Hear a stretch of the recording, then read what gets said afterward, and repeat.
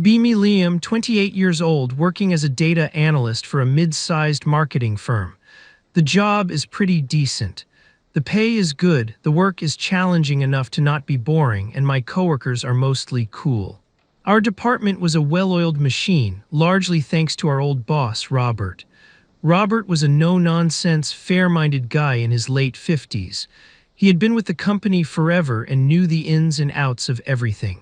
His philosophy was simple: get your work done, do it well, and he would stay out of your hair. He treated everyone exactly the same, which we all appreciated. Your performance was what mattered, not your background, your gender, or anything else. Then one day, Robert announced his retirement. He was moving to a quiet town by the coast to go fishing and spend time with his grandkids. We were all happy for him, but also a little nervous about who would replace him. Corporate sent out an email a week later introducing our new department head, Amelia. Her profile picture was of a woman in her mid-30s with a very bright, eager smile. Her bio was filled with corporate buzzwords: synergy, disruption, paradigm shift, and a whole lot about fostering an inclusive and forward-thinking workspace. On her first day, she called a team meeting. She walked in with a lot of energy, holding a branded metal water bottle and wearing a blazer over a t-shirt that said "The future is female." Okay, a little on the nose, but whatever. I was willing to give her a chance. "Good morning, everyone," she began, her voice brimming with enthusiasm. "I am so incredibly excited to be here and to lead this amazing team. I've heard wonderful things about all of you." She went on to talk about her vision for the department. More collaboration, more creative thinking, and a focus on emotional wellness in the workplace. "I believe that a happy team is a productive team," she said, beaming at us. "And I want to make sure that everyone here feels seen, heard, and supported, especially our female employees who have historically faced unique and systemic challenges in the corporate world." A few of the women on the team, like Chloe and Jessica, nodded enthusiastically. The guys and I just kind of sat there listening. It sounded fine in theory. Who doesn't want to feel supported? The first week was mostly just Amelia observing our workflow and having one-on-one meetings with everyone. My meeting with her was interesting. She asked a lot of questions about my feelings about the workplace culture, if I felt there was a toxic masculine energy under Robert's leadership. I was honest. I told her that Robert was the fairest boss I'd ever had and that I felt the team dynamic was great. She just smiled and nodded, writing things down in her notebook. "I appreciate your perspective, Liam," she said, in a tone that made me feel like she didn't appreciate it at all. Then came the second week, and with it, the first new unofficial policy. Amelia called all the female employees into the conference room for a women in the workplace luncheon she had organized. The guys and I were left to hold down the fort. We didn't think much of it. Company-sponsored lunch, cool for them. They came back an hour later, all looking very pleased. Later that day, I was grabbing a coffee in the kitchen with one of my work friends, David. Chloe walked in, grabbed a snack from the fridge, and sighed dramatically. "Long day," she said to no one in particular. "It's only 2 in the afternoon," David said with a slight chuckle. Chloe gave him a cool look. Amelia understands that the patriarchal structure of the modern workplace can be incredibly draining. She said we should take wellness breaks whenever we need to recenter ourselves. And with that, she grabbed her phone and walked out to the little patio area outside our office building. She was out there for a solid 20 minutes scrolling through Instagram. David and I exchanged a look. "Wellness break," he whispered. "What is that?" "Beats me," I said. It soon became clear this was the new thing. Amelia had told the women on our team that they were encouraged to take extra, unscheduled breaks whenever they felt stressed, overwhelmed, or just needed a minute. At first, it was minor. A woman might disappear for 10 minutes and come back looking a little more relaxed. No big deal. We all take a few minutes to clear our heads now and then, but then the 10 minutes started turning into 20. The 20 minutes turned into 30.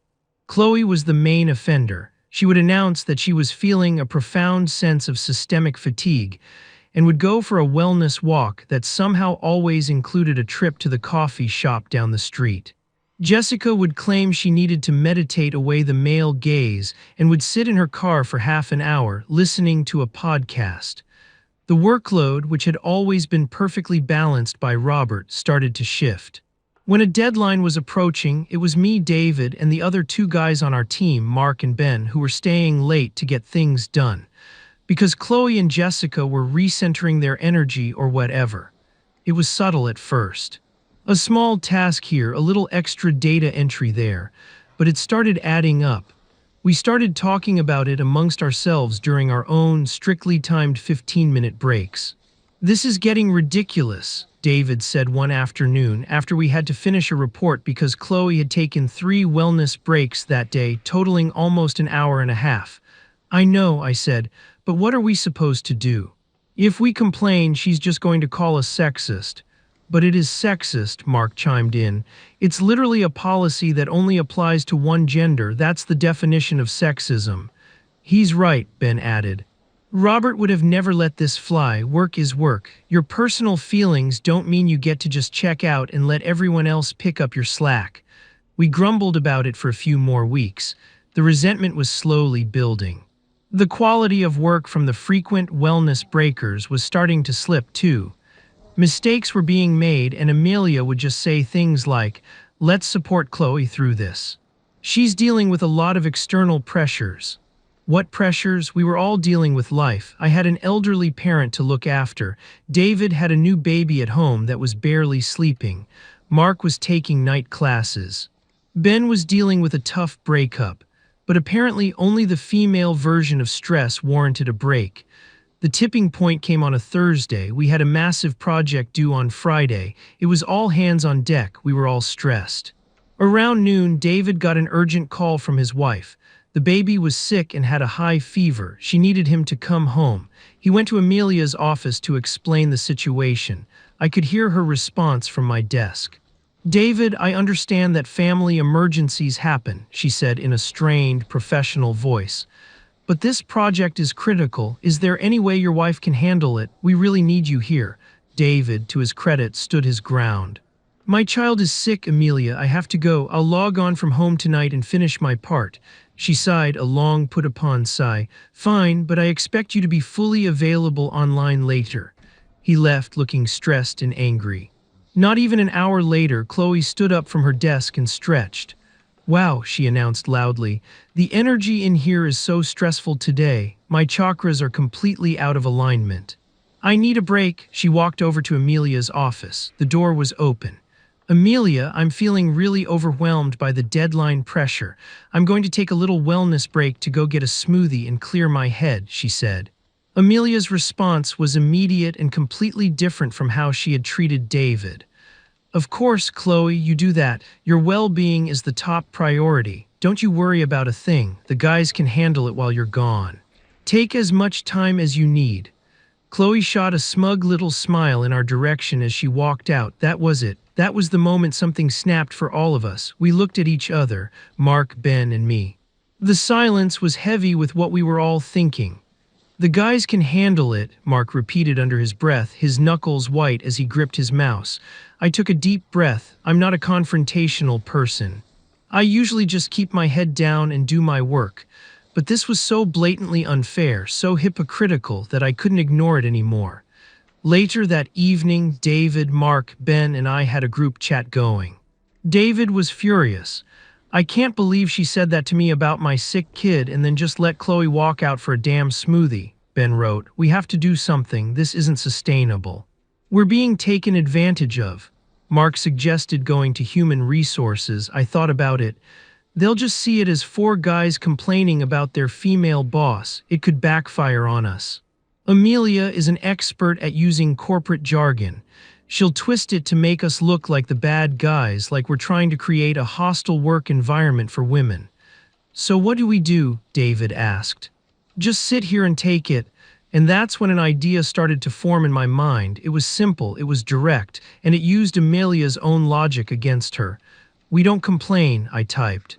"We comply. What do you mean?" Mark asked. "Her policy is about employees taking breaks when they feel overwhelmed and stressed," I explained. She never explicitly said it was only for women, even if that's her clear intention. She just said she wanted to support employees, especially women. I continued, so tomorrow we're all going to be feeling very overwhelmed. There was a pause in the chat, then a message from David. I love it, Ben and Mark quickly agreed. The plan was set. We weren't going to be dramatic about it. We were going to use her exact language and be completely professional. The next morning, we came into work as usual. It was the day the big project was due. The pressure was on. Amelia was walking around looking stressed, which was ironic. Around 9:30, I stood up from my desk. I walked calmly to Amelia's office. I knocked on the open door. Amelia, do you have a second? I asked. Is it about the project, Liam? We're on a tight deadline, she said, not looking up from her computer. It is in a way, I said, keeping my voice steady and professional. I'm feeling quite overwhelmed by the pressure of this deadline. I need to take a short wellness break to recenter myself so I can come back and be more productive. She finally looked up at me. Her smile was gone. Her eyes narrowed slightly. She was completely thrown off. I could see the gears turning in her head, trying to process what was happening. You're feeling overwhelmed, she asked, as if the concept of a male employee feeling stress was a foreign language. Yes, I said calmly, very. The stress is impacting my ability to focus. I just need to step away for a little bit. She was cornered. How could she say no? It was her signature policy. She had just let Chloe do the exact same thing for the exact same reason yesterday. Denying me would be an explicit admission that the policy was, in fact, gender-based. She took a deep breath. Okay, Liam, she said through gritted teeth. Take your break, but please be back soon. We need all hands on deck. Of course, I said. My well-being is the top priority after all. I walked back to my desk, picked up my keys, and walked out of the office. I didn't go get a smoothie. I just went to my car, sat there, and listened to the radio for 20 minutes. When I walked back in, Mark was standing up. Where are you going, Mark? Amelia asked, her voice already sharp. I'm just feeling a profound sense of systemic fatigue, Amelia, Mark said deadpan, using Chloe's exact words from the other day. I need to take a wellness walk to clear my head. Amelia's face was a storm cloud. She looked from Mark to me, then over to Ben. She knew exactly what was happening. She opened her mouth to argue, but again she couldn't. She had created these rules. Fine, she snapped. Mark left. An hour later, as soon as Mark got back, Ben stood up. All this talk about deadlines is making my chakras feel out of alignment, he said with perfect sincerity. I think I need to go meditate for a bit. By this point, Amelia looked like she was about to have a full-blown meltdown. The project was due in a few hours, and half of her male workforce had decided to take impromptu half-hour breaks. The female employees were watching this unfold with a mixture of confusion and, in Chloe's case, indignation. What are they doing? I heard her whisper to Jessica. That's our thing. When Ben came back, David, who was working from home, sent an email to the whole team. Subject, wellness check-in. Hi Amelia, the stress of my sick child combined with the project deadline is proving to be quite overwhelming. Per your policy, I will be logging off for the next hour to focus on my emotional well-being and will resume my work after that. Thanks, David. That was the final straw. Amelia shot up from her desk. Liam, Mark, Ben, my office now. We filed in and stood in front of her desk. She was pacing back and forth, her face red with anger. What do you three think you're doing? She demanded. I took the lead. We're following your policy, Amelia. We felt overwhelmed and we took breaks to support our well-being. Don't play dumb with me, she seethed. You are deliberately sabotaging this project and making a mockery of a policy that was designed to help women in this office. Why should it only help women? Mark asked, his voice calm but firm. Do you think men don't experience stress or that we don't get overwhelmed? That's not the point, she insisted. The point is that women have historically been disadvantaged in the workplace, and this was a small way to try and level the playing field. You are co-opting a safe space for your own selfish games. It's not a game, Amelia, Ben said. It's about fairness. Yesterday you gave David a hard time for needing to go home to his sick baby, and then you praised Chloe for going to get a smoothie because she was stressed. What kind of message does that send? It sends the message that I am trying to support my female employees, she shot back, her voice rising. You're supporting them, but you're not supporting us, I said. You're the manager of the whole department, not just the women in it. When we have to stay late to finish their work while they're on their third wellness break of the day, that's not leveling the playing field. That's just transferring the workload and the stress onto us. She stared at us, momentarily speechless. It was clear she had never once considered our perspective. In her mind, she was the valiant champion of women. We were just the faceless, privileged male opposition. This is insubordination, she finally said, her voice shaking with rage. This is a coordinated attack. No, I said, this is a coordinated request for equal treatment. We're happy to work hard, we've always worked hard, but we expect the standards to be the same for everyone on the team, that's all. She just pointed to the door. Get out, all of you, and finish that project. We walked out of her office. The atmosphere in the department was ice cold. We sat down and got the project done. We submitted it with 10 minutes to spare, no thanks to the extended breaks. The following Monday was tense. Amelia sent out a department-wide email before we even got to work. Subject, update to department policy. Effective immediately, the informal wellness break policy is suspended. All breaks must adhere to the official 15-minute time frame as outlined in the company handbook. We need to refocus on productivity and meeting our collective goals. Thank you, Amelia. The fallout was immediate. Chloe was furious. I can't believe the guys ruined it for everyone, she complained, loud enough for us to hear. This is what happens when men feel challenged. They lash out and destroy a good thing. Jessica chimed in. She was just trying to help us, and they couldn't handle not being the center of attention for 5 minutes.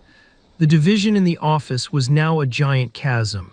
The women who had been enjoying the extra breaks were openly hostile to us. The other women, who hadn't really taken advantage of the policy, just looked uncomfortable and tried to stay out of it. And Amelia's behavior toward us changed drastically. She became a micromanager, but only for us. She would walk by our desks constantly, checking to see if we were working. She timed our bathroom breaks. She scrutinized every single piece of our work, looking for the tiniest mistake to call us out on in team meetings. Meanwhile, she was still incredibly lenient with Chloe and the others. Their work was still sloppy, but she never said a word about it. Morale plummeted to an all-time low. The department that had been a well-oiled machine under Robert was now a toxic, miserable place to work. Nobody was collaborating. People were communicating almost exclusively through email to avoid talking to each other. The quality of our work as a whole was suffering. We missed another deadline, a smaller one this time, but it was a sign of how dysfunctional things had become. We were all miserable. I started looking for other jobs. I knew David and the others were too. I thought that was how it was going to end. The team would fall apart, we'd all quit, and Amelia would be left to manage her forward-thinking but completely unproductive department. But then something unexpected happened. Mr. Harrison, the vice president of our division and Amelia's boss, called me. "Liam, this is Howard Harrison. Could you please come up to my office? And could you ask David, Mark, and Ben to join you?" My stomach dropped. This was it. Amelia had gone to him and we were all getting fired. We walked up to the executive floor in silence. We were all thinking the same thing. We knocked on his door. Mr. Harrison was an older, distinguished-looking man, similar to Robert in his demeanor, calm, serious, and professional. Amelia was already sitting in his office. She refused to look at us. "Gentlemen, please have a seat," Mr. Harrison said, gesturing to the chairs opposite his desk. "Close the door." We sat down. The tension was so thick I could barely breathe. Mr. Harrison looked at Amelia, then at us.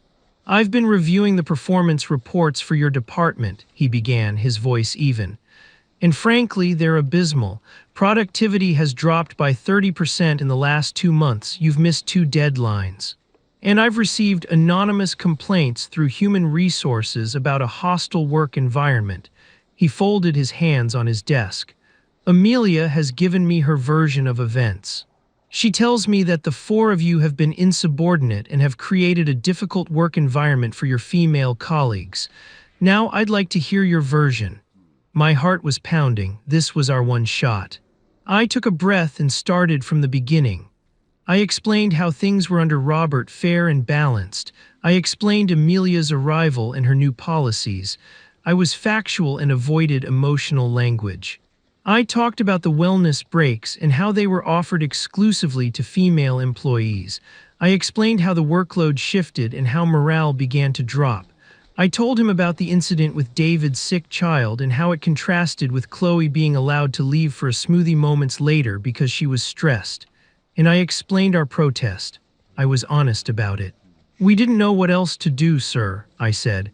"We felt that going to human resources would be seen as an attack, so we decided to highlight the inequality of the policy by simply participating in it. It was never our intention to sabotage the project. Our intention was to be treated equally." Mark, David, and Ben chimed in with their own experiences, backing up everything I said. They spoke about the micromanagement and the clear favoritism they had experienced. When we were done, Mr. Harrison was silent for a long time. He just looked from us to Amelia, who was staring at her hands in her lap.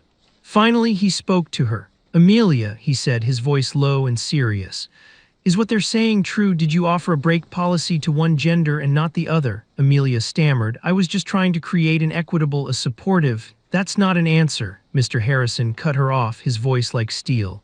"Did you do it, yes or no?" "Yes," she whispered.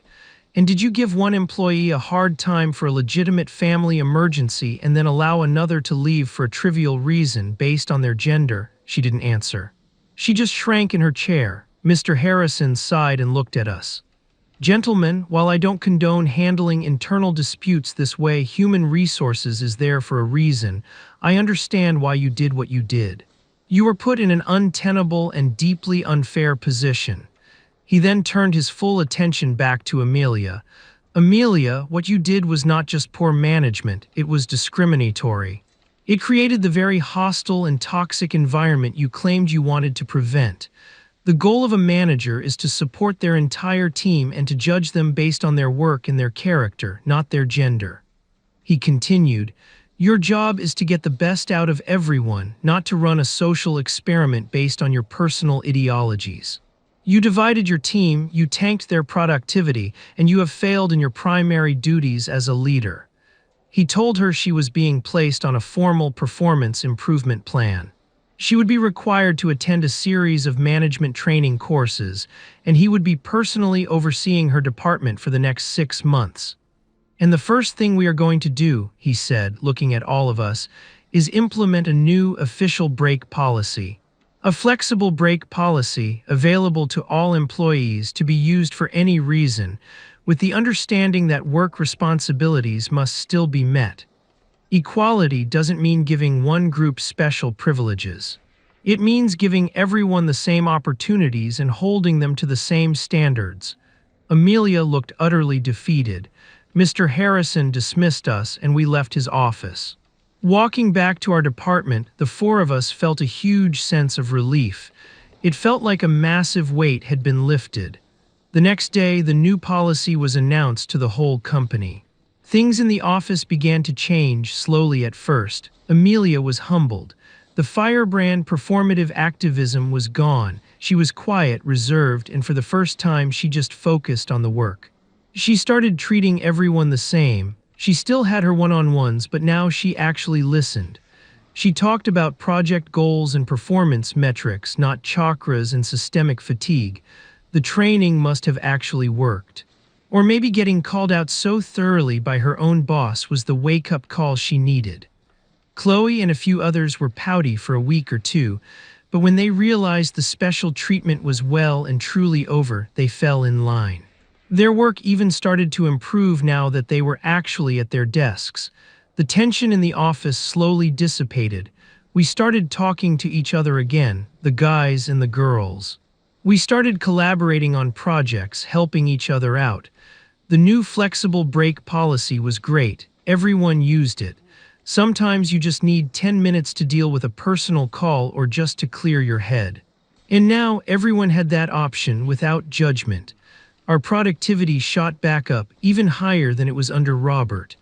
It turns out that when you treat people like responsible adults and give them the same rules to play by, they tend to thrive. Amelia actually turned into a decent manager. She was never going to be Robert, but she became fair. She focused on our results and she supported us as a team, not as factions. One afternoon, months later, she actually came to my desk. "Liam," she said, her voice quiet, "I wanted to apologize to you and the other guys. You were right, I was unfair and I let my own biases get in the way of being a good manager. I'm sorry, it was genuine, I could see it in her eyes." "I appreciate that, Amelia," I said. "Thank you. Looking back on it all, it was a crazy few months. We didn't set out to be rebels. We were just four guys who wanted a fair day's work for a fair day's pay. We learned that true equality isn't about special treatment for anyone. It's about giving everyone the same respect and the same opportunities. Our department is stronger than ever now. We're a real team. And it all started because a boss tried to fix a problem that didn't exist and in the process created a real one. She thought she was a feminist boss fighting for the little guy. But she forgot that in a healthy workplace, everyone deserves to be treated with the same level of respect. Sometimes the fairest thing you can do is just treat everyone the same."